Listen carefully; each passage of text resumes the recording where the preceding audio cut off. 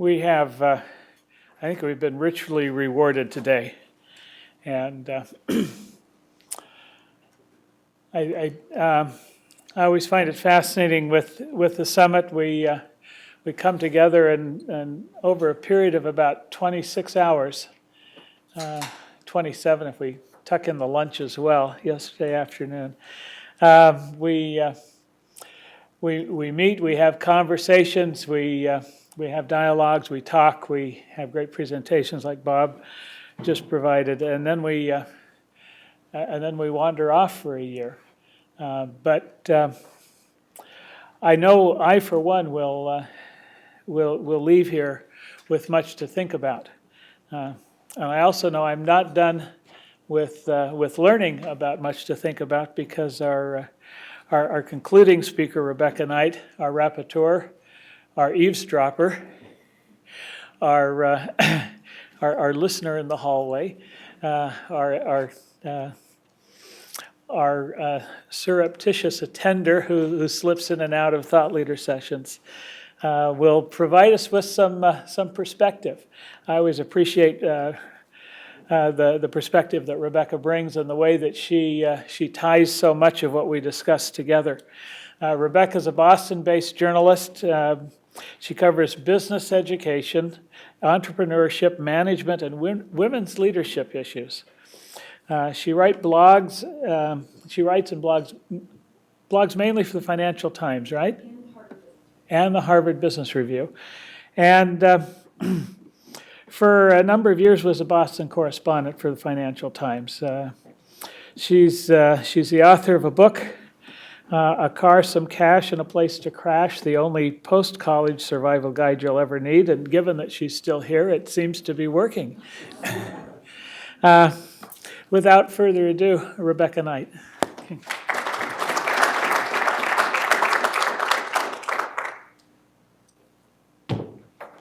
Thank you very much, Alan. As so often happens at this conference, whether the topic is managing in the middle, developing socially responsible leaders, or virtual global leadership, I'm reminded how many of these management challenges are the very same challenges we face as humans, as wives and husbands and mothers and fathers. In other words, you don't need to be a senior leader at a big global company to think about these problems and reflect on possible solutions. Let me tell you about an epiphany I had this summer. My daughters attend this rustic but lovely day camp in Maine every summer. The camp is no great shakes. It's basically a dusty old barn in the middle of a mosquito-ridden field. There's some clay tennis courts and a rickety old swing set, but really nothing much else. The little campers play capture the flag and build fairy houses. The big campers sail and go on nature hikes. When I drop my children off at this camp every morning, the spectrum of childhood is on display, and my life as a parent flashes before my eyes. You have to be 4 to go there, so my little one is one of the youngest campers. We step out of our family station wagon, and I wipe the Cheerio crumbs out of her hair, and she clings to my leg a little bit as we approach the barn. My 7-year-old, who's more independent, bounds ahead of us, but she still lets me kiss her and hug her goodbye as I send her off into her day without me, her mother. Then there are the tweens, who are dropped off in SUVs and minivans that are blaring Taylor Swift. They slam the doors without so much as a see ya to their moms and dads. Then there are the legit teens. They're usually the counselors in training or the counselors themselves. They're slightly more tolerant of their parents, but perhaps this is because they've just tuned them out. They're also the ones surgically attached to their mobile phones. And then there are the college kids who are running the show, and they drive themselves, and they're often packed in the car, and they get out, sometimes bleary-eyed from the night before. There's this grandmother who's a fixture at the camp. She does a lot of drop-offs herself, and her name is Nellie, and she's a busybody, and I mean that in the best sense of the word. She knows all the kids, she remembers them as babies, and she remembers their parents as babies. Anyway, she one time walked up to this teenage boy who had this great Justin Bieber flippy hair, and she grabbed him by the chin and gave him a steely-eyed but affectionate stare and said, "Are you making good choices?"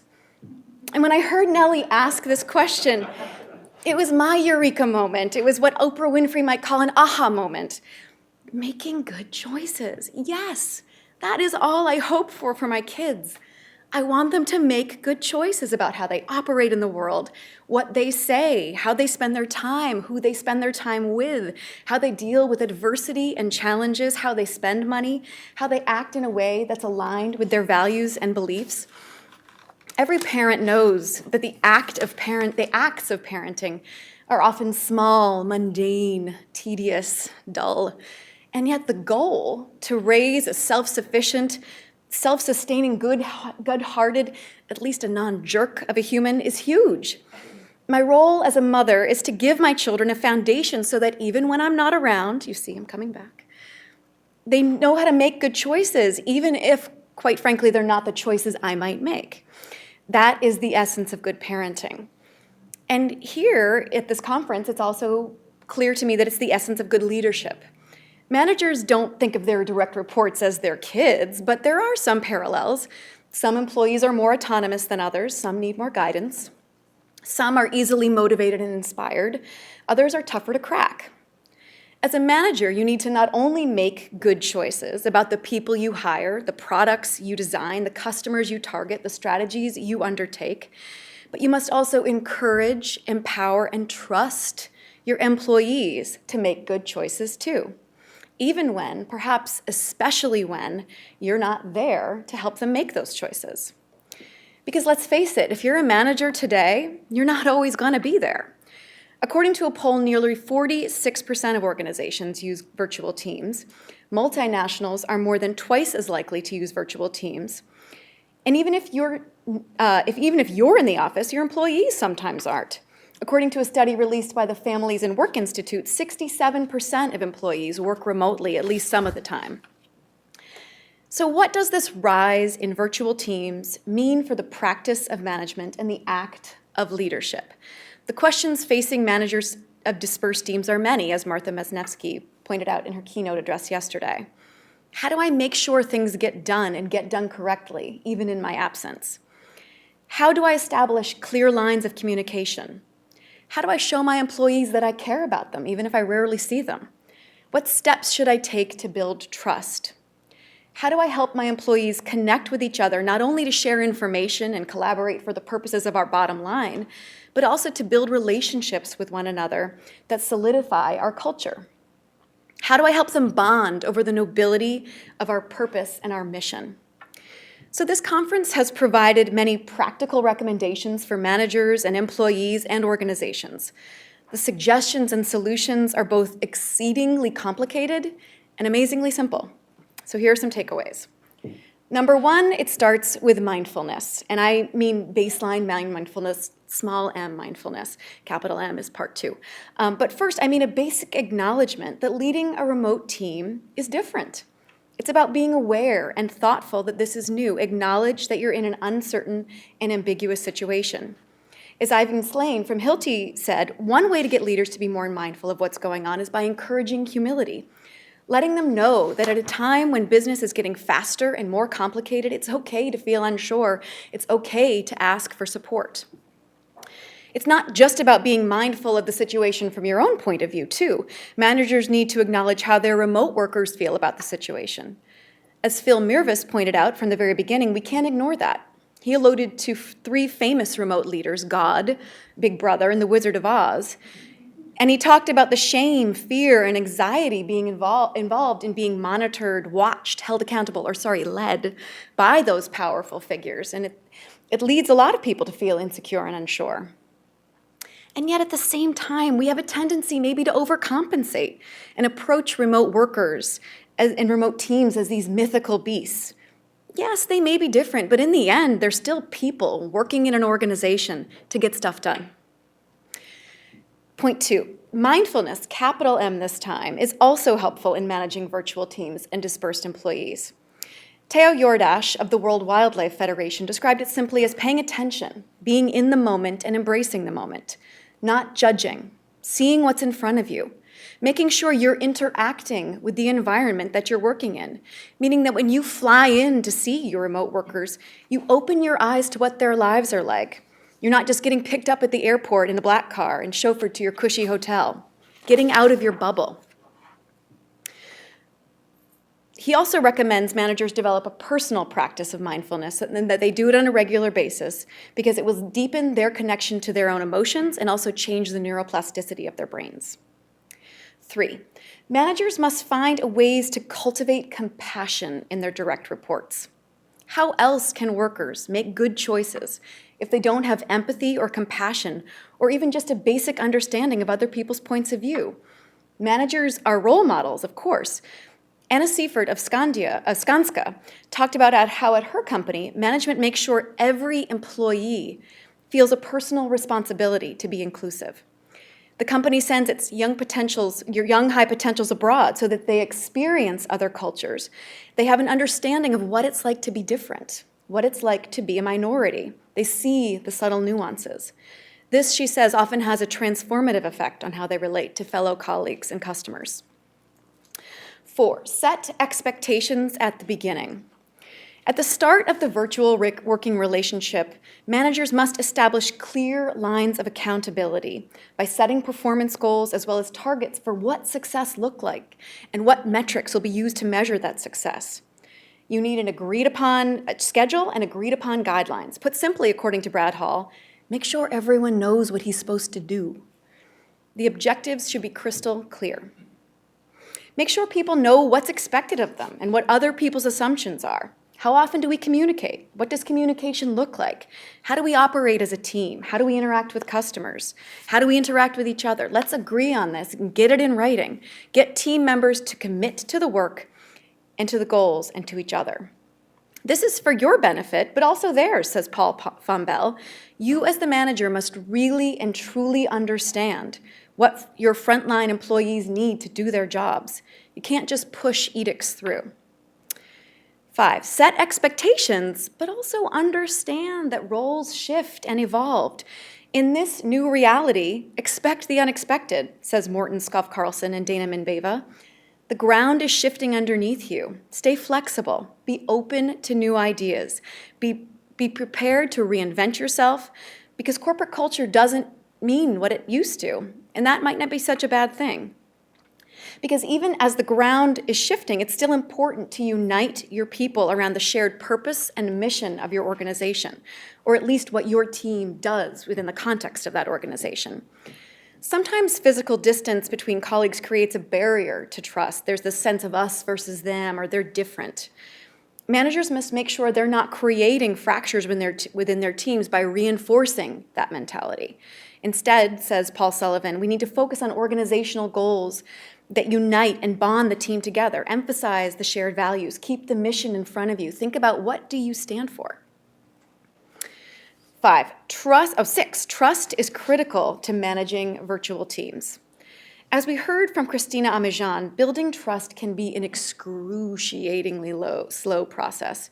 It's not built in a day or a year, and in Japan, it can take decades. Go in with low expectations, be patient. But what can you do to help it along? Empower your people, says Andre Pikerti. Give them responsibility at the outset. Trust them to make important decisions. Give them authority. This motivates them and sends them the message, I am capable. My manager believes in me. Share who you are as a person. Be open. Be authentic. Share your crucible experiences. Share what you've had to overcome in your professional life and in your career, and most importantly, what you learned from that. Showing this vulnerable side engenders trust. Obviously, what you share is culturally specific, so bear that in mind before you make like a millennial and overshare. 6, use technology to counteract the obstacles of distance. Northeastern's own Paula Caliguri noted that in the face of these challenges, the first instinct of employers is often, what can we buy to make this work? Is Skype good enough? Do we need telepresence? What other new technologies are there out there? Can we provide more training to help people work more remotely? Are virtual communities and connections effective for problem solving? The answer is clearly yes. And managers have a responsibility to create a shared space to nurture those communities and connections. Managers must use technology to literally create water cooler moments between coworkers. When I worked in London for the Financial Times, the World News Desk had a video link that was to New York that was on all the time. Was it sometimes weird? Yeah. You'd walk by and you'd think you're hearing voices in your head because someone's greeting you or mentioning something to you, but it's someone in London who sees you. But as time went on, it got more comfortable, and it gave editors and reporters a way to hash out story ideas and problems in real time in a way that became more natural. The point is that in a virtual environment, colleagues can't just eventually bump into each other and work out their problems. Interactions have to become more intentional. Next point, breeding familiarity is critical to building rapport and team camaraderie. Just because these direct reports aren't with you on a regular basis, you must still make an effort to get to know them on a personal level. Not only do you as a manager need to engage your remote workers in conversations about the things you usually talk about at work, like kids, the big game, pets, what you're going to do this weekend, you need to cultivate that dynamic within your team. Sometimes you might need to even schedule this exchange. Dave DeFilippo of Suffolk Construction said that when it comes to virtual teams, disconnection is a big risk. He recalled that when he got to his company, knowing that he was leading a dispersed team, he gave an initial directive. He said, go out and meet 5 people. Could be over email or over Skype or a wiki. He instructed his team members to share personal information, learn about what the other person does, have a conversation. He said immediately more collaboration took place because that social bonding built empathy and trust.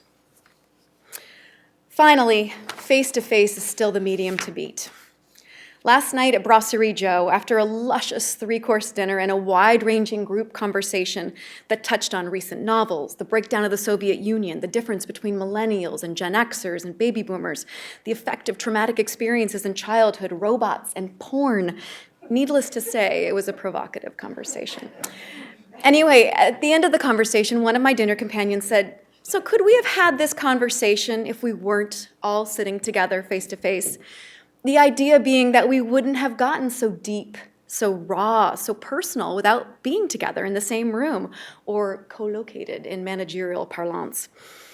We paused, we reflected, we hemmed and hawed, but the answer was probably no. Sitting around a table together, drinking wine, breaking bread, allowed us to form an intimate connection and trust each other. It caused our conversation to twist and turn in often unexpectedly wonderful and thought-provoking ways. Now, scintillating dinner conversation is not necessarily the aim of most managers, but creative problem-solving, critical group thinking, and collaboration certainly are. So when it comes to leading a team and getting that team to perform at its peak, face-to-face interaction is still probably option A. And yet you can't always have option A, so you do the best you can.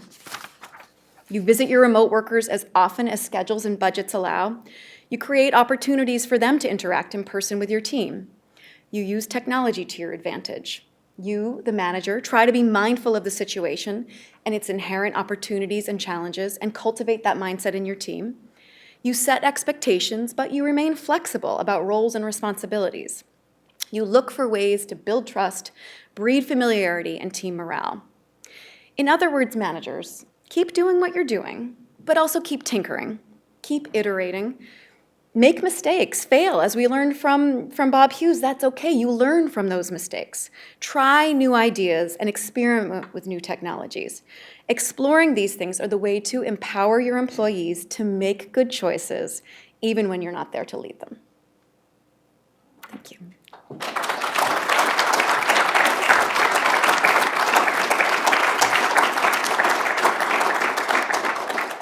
So that was the highlight reel.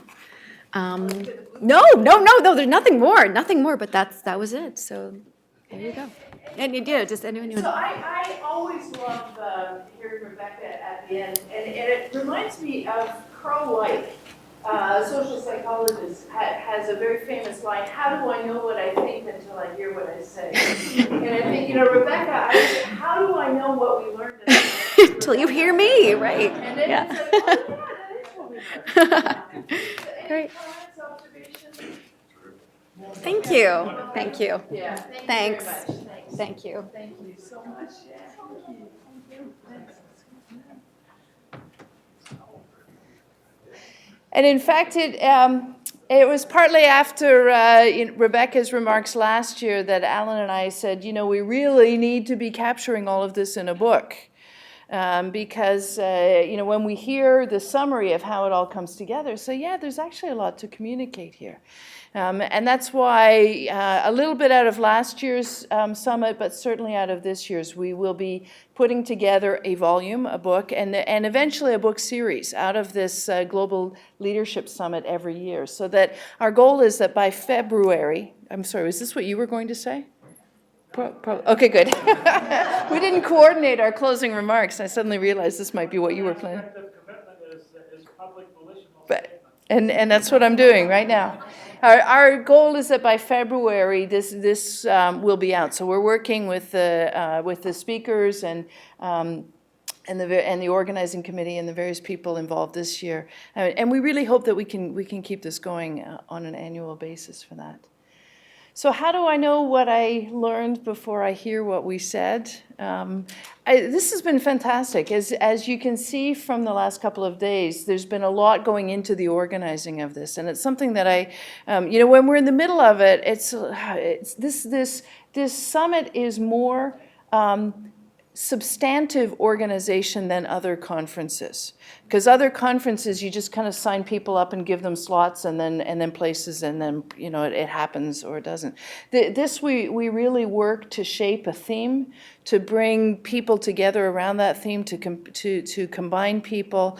Alan and I and the organizing committee and the speakers, we spent a lot of time beforehand kind of orchestrating messages, not telling people what to say, but kind of creating it. And always by about August, we're going a little bit crazy, right? But it really, I think it's fantastic because we're able to start the discussion here, and then we take it that much further.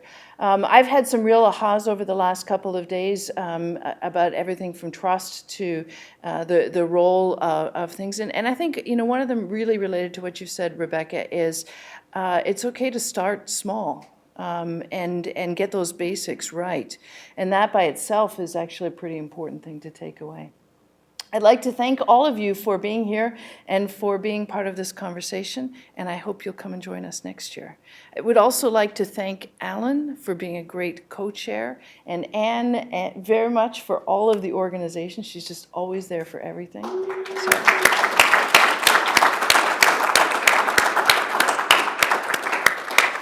And I'll let you do, yes. Okay, thank you very much. I just have one formal note. We wanted to send you home with lots to think about and lots to ponder. And for those of you who have an interest, we'd also be happy to send you home with a flower arrangement. The arrangements on the table are first come, first serve. We do hope you'll take them with you, though it would be a shame to toss them. And we'll look forward to seeing you and hopefully many others next year. Safe travel, and let's have some fun with these ideas. Let's take them to our colleagues. Let's share them with others and see where they lead. Thank you.